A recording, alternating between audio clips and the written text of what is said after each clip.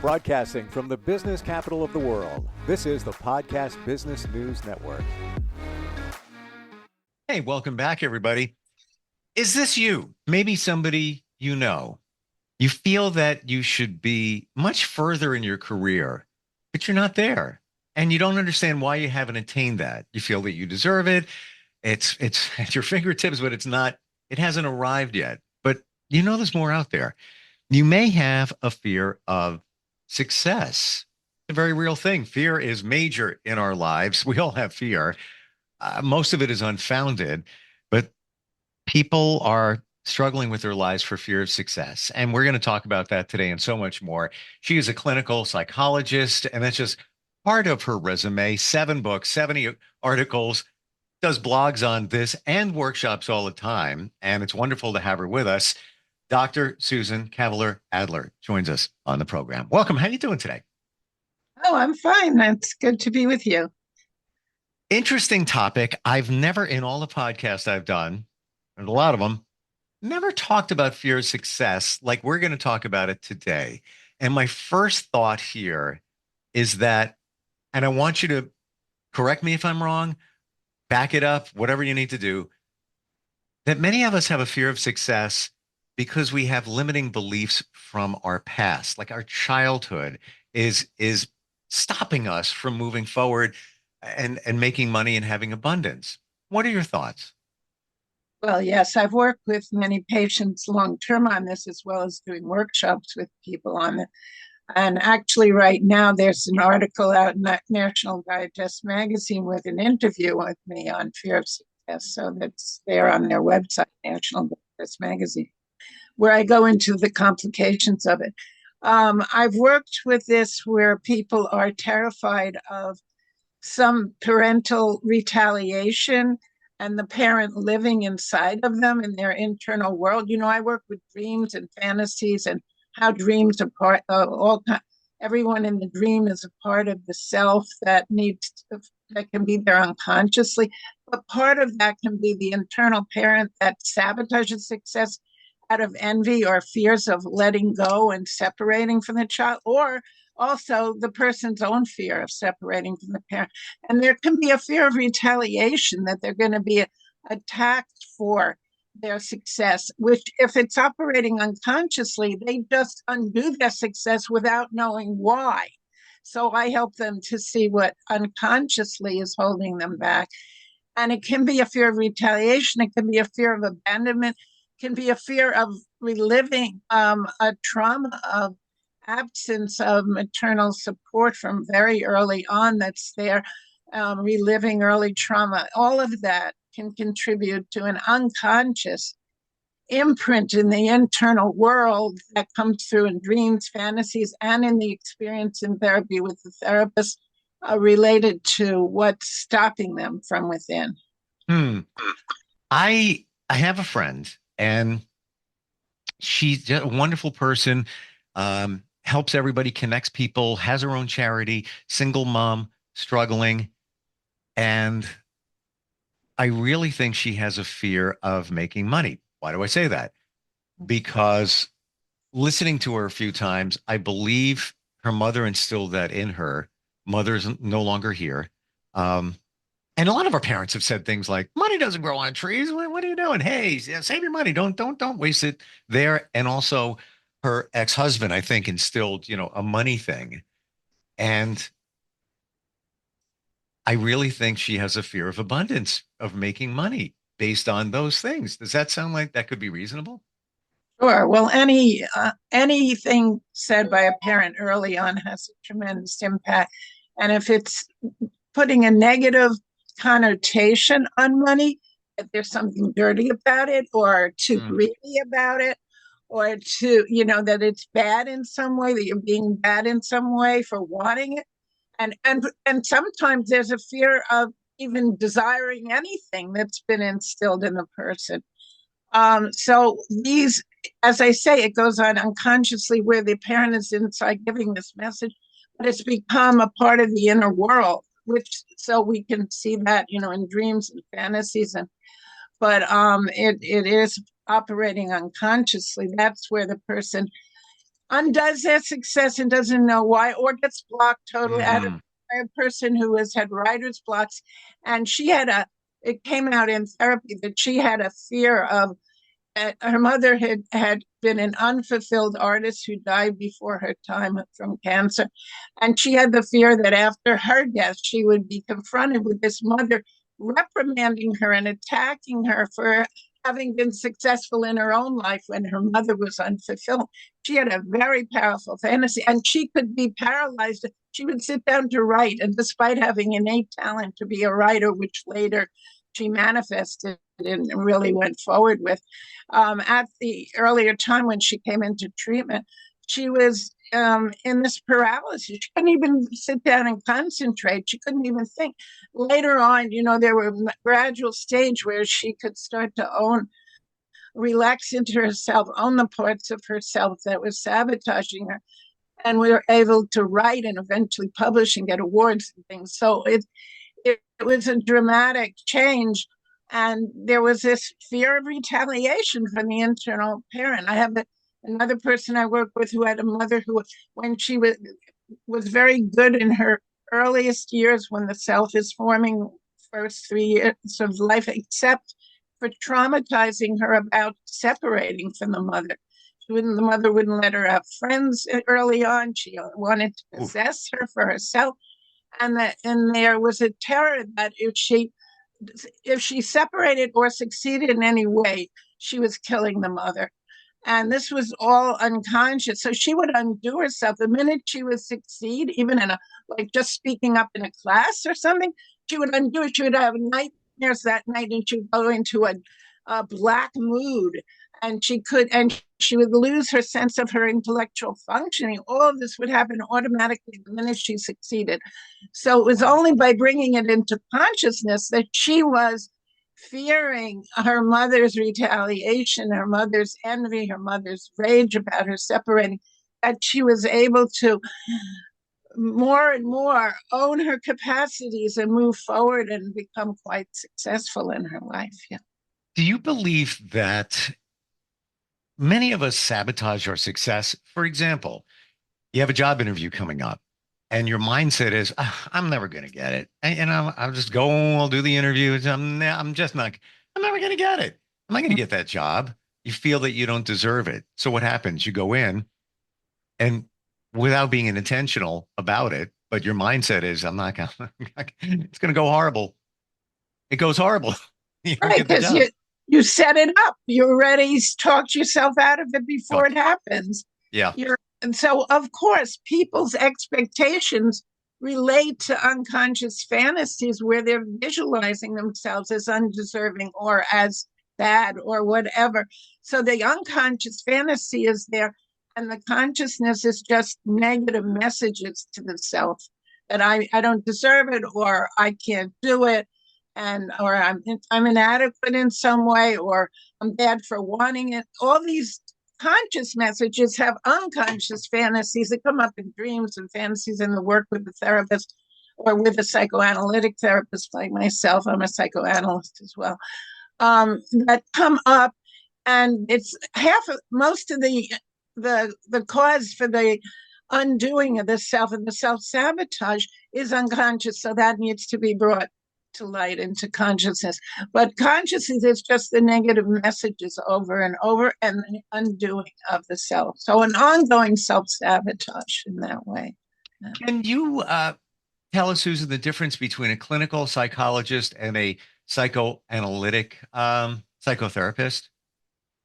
I'm both. No, there's no Yes, no, difference. that's what I mean. But what are Well, a what are they? clinical, oh, okay, yeah, right. There can be clinical psychologists like Mary Trump, who got her PhD decades later after me at the same institute, Adelphi University, and their doctoral program in clinical psychology. I got my doctorate in 1974 at 24, but she got her later there, and she's just doing, interviews and things. She's not practicing as a psychoanalyst or a psychoanalytic psychotherapist. So you can be a clinical psychologist and not be a psychoanalyst or psychoanalytic psychotherapist. I work with people ongoing in-depth treatment, and I also have a group, monthly groups, but I work mostly individually, and as I keep referring to unconscious fantasies, that's what comes up in the treatment. I work with dreams. I work with the inner world, where not only these messages are, but there are internal primal parental figures going back to the primal mother, and the negative aspects. And if there's not a good enough internal mother, it has severe consequences. If that's not internalized, you have bad object internalized. So, as psychoanalysts and a psychoanalytic psychotherapist works with the unconscious, works with dreams and fantasies, I help people to see how every person in a dream, as well as objects in a dream, are parts of the self. They may be unconscious. They may be parts of the unconscious that someone consciously never wants to see as part of them, but they have to own it, whether it's a murder or whatever. They have to own that this is a part of them in their internal world. The more it becomes conscious, the more they become free to be their full selves and not be inhibited by unconscious attacks from within, by parts of themselves that they're dissociating from or repressing feelings from. Yeah. So on the success side of things, where somebody has a fear of success, they may be feeling, I've got this. I can do this. I've got the skills. I deserve it. But on the back end, they might be thinking, success is going to change my life. Success is going to be hard to maintain. Success is going to add layers of challenge, even though they feel, I got it. I'm going to launch a business. I know it's the right thing, but these things get in the way. How do you get over those things? Well, there's a fear of the responsibility ongoing, a fear of commitment in general that can be there because of what's going to be expected on an ongoing basis. But what they often don't realize is there's also a fear of envy, and often there's a fear of others being envious of you. I've given a lot of workshops and written a lot about unconscious envy and how to work with it when it becomes conscious. So there's a fear of being attacked by others, and sometimes there can be projections of one's own unconscious envy that one has to come to terms with. It gets projected on others, so one expects others to be envious. And sometimes there is the real envy, and there's always envy in the world. So that can be a very dramatic reason why people on the surface just think they're afraid of the responsibility, but they're actually afraid of being attacked by envious others because they project that from their inner world, which I've been referring to. The psychoanalytic psychotherapists like myself deal with the inner world, not just things going on in the external world. You said something that, and it's kind of almost elementary, but I didn't pick up on it until you said it, and that is fear of commitment. So you start a new business. Everything looks great, on paper. You've got a team, great idea, ready to go, but you have to be committed. And a lot of us have a fear of being committed. I never thought of that. Wow. Well, when you get into I've been in practice for over 40 years. I a little more than that, but I don't like to sound too old. But I also started an institute that trains psychotherapists, psychoanalysts. So I have my own business in that sense. It's a nonprofit, so it's not my practice is profit, but my institute is nonprofit. But I started the whole organization, and it's been alive for 32 years now.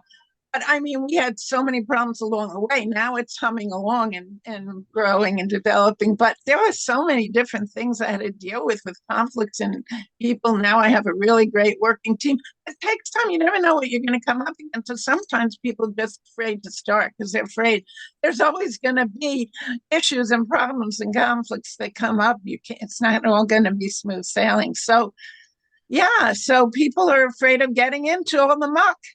They're afraid of the messy stuff that they have to deal with to be alive and to make progress in life. Yeah. I want to go back to a basic thing here. Fear. We're talking about fear of success today, and that's just one of the things that you help people overcome, many other ones, fear of intimacy, and on and on and on, the word fear. Now, it's my understanding, and a great acronym, I can't deny it, false evidence appearing real. It's a good one. We've all heard it.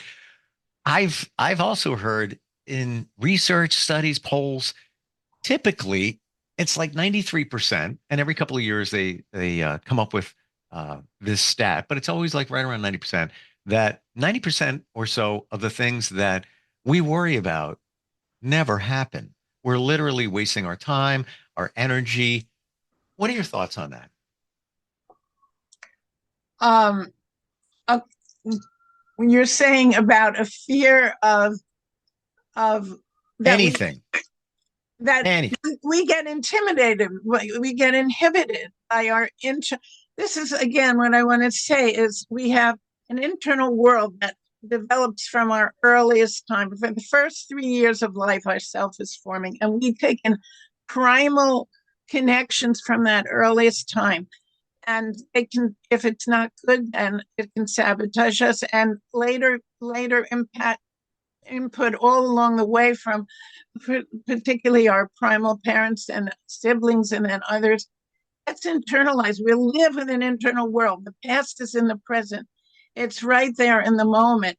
So it's not just about, when people say I can't really be present, they don't realize that they're defending against, fighting against, blocking an internal world because of the fear of the negative experiences inside.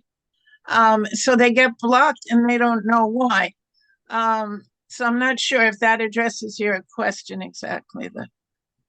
The fear is usually not real, though. In our minds, it's real, but we're worrying about these things like the fear of commitment, of a new job venture. Probably not real. You probably already have it, locked down. You got this, but those things come in the way. How do you help somebody overcome their fear when it comes to success? I help them see that it's coming from their internal world and things they project out onto others. For instance, going for a job interview, they might project out, even ahead of time in their mind, expect that they're going to be critically judged in a very negative way, being seen as either inadequate or being seen as bad and greedy, whatever it is. They're afraid because they have an inner world where they're carrying expectations from what they had in the past that's in this present still. So they go into the interview and they expect the person to be negative towards them, and then they act in an insecure, intimidated way, even though they have all the capacities, they could do the job, but they're projecting the parent onto the interviewer even before they see them. So that's where they get hung up by what's projected from the inner world. Mm. Tell me about your journey. How did this all begin for you, wanting to help people, and obviously the fascination with the mind? Yeah, well, actually, I was originally in literature was my first major, and when I was in university, and then I went to Italy and I studied in my junior year abroad. And I would go out and have cappuccino in the cafe with someone in my class who was from Barnard, and we would confer about things. And one day she said to me, "You listen really well. You should be a clinical psychologist." She had seen a clinical psychologist. And I thought, oh, yeah, I'd like psychology. I went back and I ended up doing a double honors major in psychology and literature. I sailed through the psych courses and I went right into a doctoral program in clinical psychology. It just seemed right for me intuitively. I mean, literature, I studied characters. I wrote 2 of my 7 books are on well-known women artists and writers. I was analyzing people in literature, but then I carried that over to analyzing people in interpersonal Wow. psychotherapy. Yeah. Yeah, very interesting. I'm picking up here, Susan, and I've never thought of this, but your fascination and affinity for literature, characters, plots, stories seems to play very well with the the psychologist side of you, if you will, because it's what people do, how they act. It was just a different way of you Right. looking at things. Yeah, I actually have an honorary doctorate in literature also. Wow. Yeah, I never thought of that. So you must be, you must, when you watch TV, watch a movie, probably start to analyze people, maybe in the back of your mind. Well, I first emotionally connect from within me, and then through that, I understand what's going on. But when I'm with patients, working with people in psychotherapy or psychoanalysis or in group or couples therapy, I'm also having all my feeling reactions that help me understand what's going on with the person by what I'm feeling also. And then I can use my thinking and my theoretical knowledge, and I also written theory, to understand what's going on with the other person right in the moment that relates to their internal world that also comes from the past, and to see what the developmental issues are, where they're arrested in certain ways or by conflicts, inhibitions, or blocks. And Hmm. I use myself as a processing to process it all. Yeah. And you're fascinating, interesting. Um, you're an empath Mhm. Well, in a big way. okay. I hope you feel me empathizing with you as the interviewer, that you have a certain Well, curiosity so and interest. Yeah. here's the thing, and I'm learning from you here. Um, I took a strength assessment test a few months ago. I'm on the board of the Girl Scouts. They said, let's do this, see what our strengths are. The number one was communication. Duh, I've been doing that since I was a kid. Not even kidding. Um, number two for me was empath. And it surprised me, but I feel that when I speak with somebody, I automatically feel or want to feel what they're feeling so I can better understand. Right. And I never realized that until you just said it. You internalize what somebody's saying, how it feels, how you would feel, and then you apply it with your, you know, psychological schooling and background and experience to help somebody move forward. Uh, Very interesting. You know, But and but then, I don't just internalize what they're saying, the content. I also take in their whole inner life experience as it's conveyed to me in the moment. I'm a dancer as well as a writer. One of my books is on Argentine tango. I'm an Argentine tango dancer.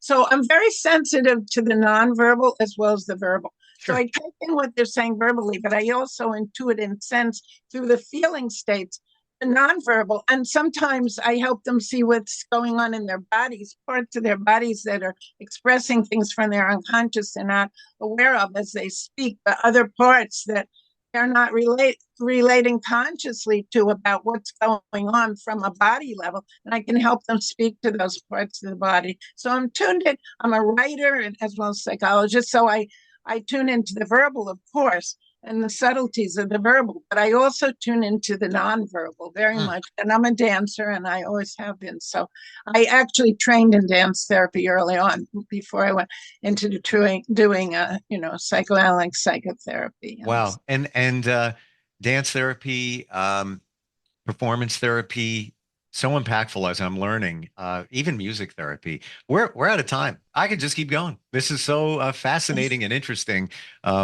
And there's lots more to talk about. I mean, fear of success, it's real. We didn't get the fear of intimacy, but baseline here, it is fear. How does somebody overcome that and connect with you? What's the best way to find you? Okay, well, my email is drkavaleradler@gmail.com, DrKavaler at gmail.com. My website is www.kavaler is one word together without the dash there, KAVALERADLER@.com. And so through my website, you can connect, but my email is the best direct link. And I'd be glad to set up consultations to speak to people or to start therapeutic processes, of course. And I have monthly groups that they might also be interested in, like one with meditative psychic visualization and getting in touch with what the gut's saying, what the stomach's saying, what the heart is saying, with inner people that come up from the inner world. And I also have a writing and creative process group. And also for people in my field, I have a monthly supervision, role play experiential supervision group where I play the part of the therapist, they play the part of the person they're working with, their client, and we get into that. So yeah, so I have the 3 monthly groups, but I have my main work is the individual consultation or psychotherapy. And I also consult about writing and creative process issues too. And you find time to sleep. Yeah, I'm working on that one more amazing. now. Yeah. Wonderful talking with you. And of course, you can do it virtually anywhere. KavalerAdler.com. Yes, I do work virtually with everyone as well as on the phone and not just in person. Yeah. Thank you for being here today. And if we get a chance, looking forward, next time we might get together. Learned a lot. Got to tell you, learned a lot. Appreciate it. Good. Thank you for being such a curious interviewer. I enjoyed it very much. I want to learn. I think it's so cool. And I shouldn't have regrets. Everything's a lesson to be learned.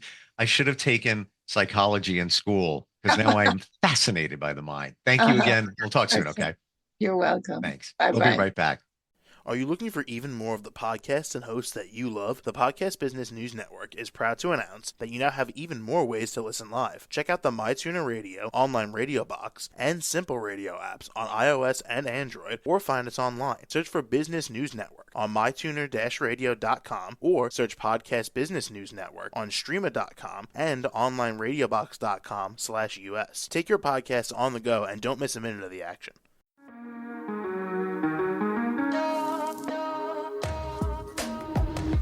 Broadcasting from the business capital of the world, this is the Podcast Business News Network. For nearly 2,000 severely injured veterans, everyday life has become filled with barriers. Day-to-day simple tasks can become pretty daunting. I have to carry my chair up 2 flights of steps or have somebody do it for me. What scares me the most is just the falling. When I'm struggling with my house, I think, to have that one great barrier just knocked down, it's crucial. Home for Our Troops is a wonderful nonprofit that builds a mortgage-free, fully adaptive, handicap-accessible house. And there's no catch. It'll be our very first home that we've ever owned. This is a game changer. This is where your life begins again. We need you to join us in completing this important mission. Please visit hfotusa.org and help build homes and rebuild lives. Because of you, everything's going to be okay.